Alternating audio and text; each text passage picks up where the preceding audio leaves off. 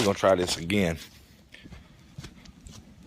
The U.S. Army Infantry is a special skill set MOS that requires attention to detail, a solid will, and a warrior spirit. Now with that, you get a lot of troublemakers.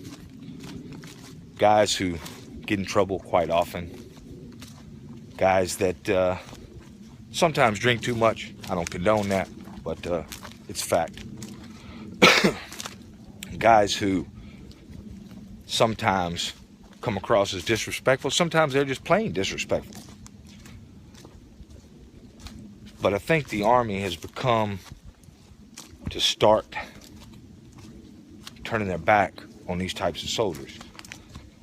When I came in, I was 33 years young. You couldn't really tell me much, couldn't show me much till I got in the Army. And then that all changed. I had bosses way younger than me, drill sergeants way younger than me, hell, even first sergeants younger than me. And I learned to respect them, and luckily, they didn't turn their back on me. When Private Robinson was fucked up, they didn't just cut sling load. When Private Robinson's squad leader found out that he was messed up, he got sideways with Sarnt Robinson, squared him away, showed him the errors of his ways and what he needed to change in order to become a better soldier. I got an Article 15. Got an Article 15 for saying shit I shouldn't have to the person I shouldn't have in a manner I shouldn't have. I took my medicine. I learned from my mistakes. I didn't let my mistake define me. And here I am, 9.5, 10 years later. Now, with that being said, counseling, I don't believe, makes better soldiers. Counseling, I believe, sets a soldier up for his chain of command to cut sling load on him and send him down the road. When I was a private, I got options. My option was go out in the wood line with my team leader / squad leader, get a little heat brought on you, make a little sweat pop out on your brow, and then an hour later, your squad leader's talking to you just like he always did.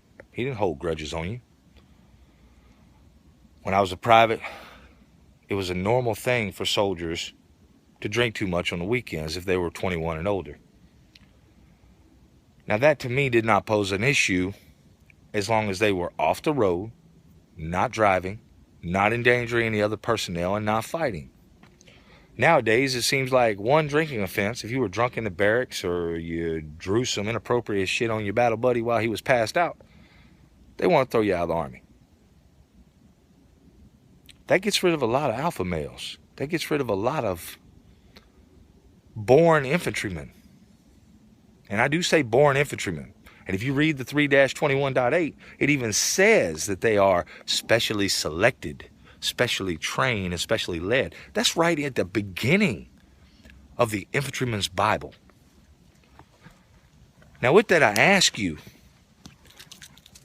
most guys that you know and that you meet in your lifetime that are of the alpha male mentality, they are the troublemakers. They are the class clowns. They are the assholes. They are the guys that don't take no shit. And normally they don't give no shit unless somebody gives them shit. Is these the people we want out of the Army? No. I don't think so. Now, I'm just a staff sergeant, 44 years old, broke, very close to military retirement, medical retirement, to be more specific. My back's fucked up. My shoulder's fucked up. My knees fucked up. But up until about 6 months ago, I could still lead my soldiers from the front. If you can't lead your soldiers from the front, it's on you and no one else to say, I'm done. Send me down the road. Because soldiers need that leadership, not a boss. Now I ask you this question. How do I word it without insulting anyone? If we fill the army with non-alpha males and non-leaders, who's going to make the next generation of soldiers? I'm going to miss it. I really am. I'm going to miss taking that fresh private, that brand new soldier, straight out of basic, and turning him into a well-disciplined, well-trained, well-led member of a team. Nowadays, when I fill a soldier's packet with counselings, it's not changing who he is. It's not creating something better. It's just setting it up and making it easier for the next chain of command to cut sling load, to make him a civilian again. I thank God every day that my leadership didn't do that. I know there was plenty of times when then Staff Sergeant Gordon Smith, Staff Sergeant Aaron Pierce, Staff Sergeant Stepanek and Halford, Staff Sergeant Campbell, when those guys looked at old Sarnt Robinson, they probably saw at first glance an old dude that wasn't going to cut it. Oh, he's probably set in his ways. He ain't going to change. He's going to be a thorn in my side until I get rid of him. But then when they took me out there, good old Mountain Field, and scuffed old Sarnt Rob up, he conformed. He changed. He became a leader. But now I can't be that leader. I can't give my soldiers what I was given. I just want to know why. Getting scuffed up, correctively trained, that's not hazing. That makes you stronger. That makes your next PT test better. That makes you remember.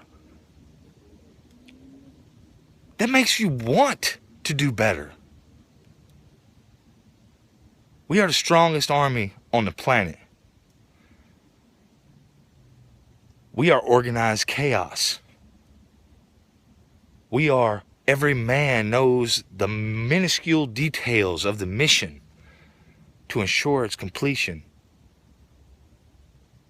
You can't get that with counseling statements, man. You can't get that with taking every soldier that becomes an issue or has a problem and sending him down the road. You can't do it. You can't. Not everyone's born for this profession, gentlemen. Not everyone can be an infantryman. Not everyone can serve in the military. But I want to look back 25 years from now, sitting in an old folks' home, saying, what happened to the Army? I don't. I love it too much. I don't even know how I'm going to be a civilian. Guess we'll find out.